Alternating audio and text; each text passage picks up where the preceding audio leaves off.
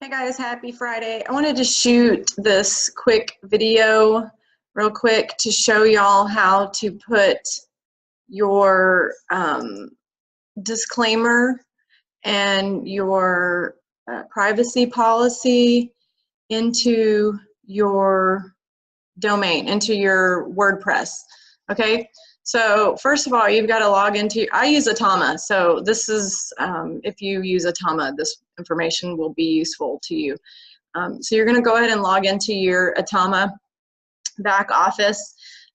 Then you're going to go to the domain that you need to add the pages to. You're going to click on WordPress. Then from there, you're going to go to pages over here on the left. You'll see where it says pages, and then click on that. My computer's a little tiny bit slow.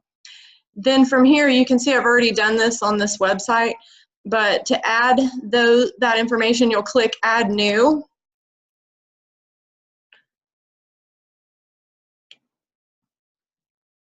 And then you can title this disclaimer or privacy policy or whichever one you're doing. Then you're going to copy and paste your disclaimer here.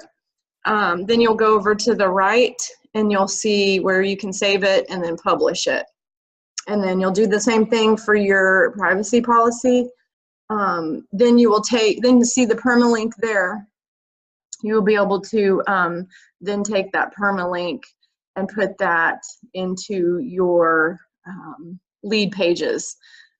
So for that part of it, I wanted to share that with you guys, and hope everyone's having a good Friday, and I'll talk to you soon.